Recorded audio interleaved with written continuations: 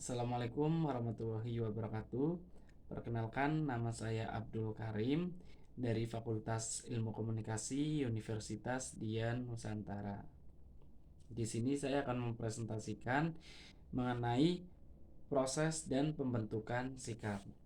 Sikap adalah kecenderungan bertindak, berpersepsi, berpikir, dan merasakan dalam menghadapi objek, ide, situasi, atau nilai. Sikap mempunyai daya pendorong atau motivasi. Sikap bukan sekedar rekaman masa lalu, tetapi juga menentukan apakah orang harus pro atau kontra terhadap sesuatu. Menentukan apa yang disukai, diharapkan, dan diinginkan. Mengesampingkan apa yang tidak diinginkan, apa yang harus dihindari. Sikap relatif menetap. Sikap mengandung aspek evaluatif, artinya mengandung nilai yang menyenangkan atau tidak menyenangkan. Sikap timbul dari pengalaman, tidak dibawa sejak lahir, tetapi merupakan hasil belajar. Kemudian terdapat komponen sikap.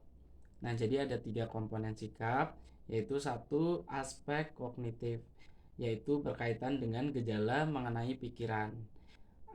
Aspek ini berwujud pengolahan.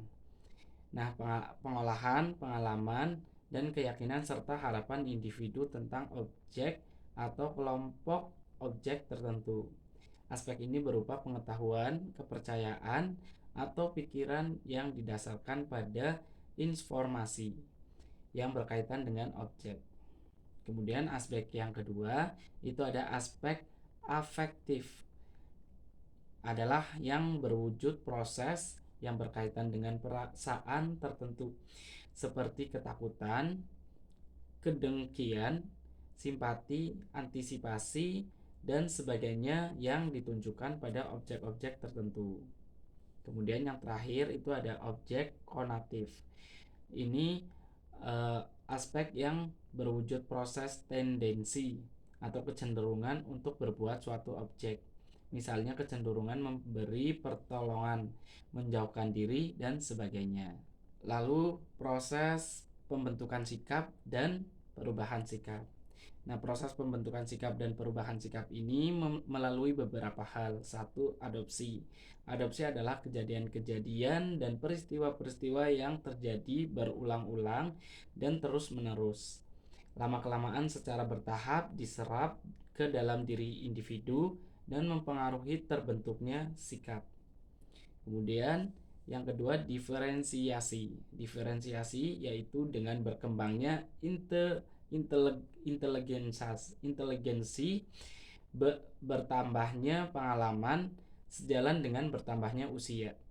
Maka ada hal-hal yang tadinya dianggap sejenis, sekarang dipandang terdiri lepas dari jenisnya. Dari objek tersebut, sikap dapat terbentuk dengan sendirinya. Kemudian integrasi.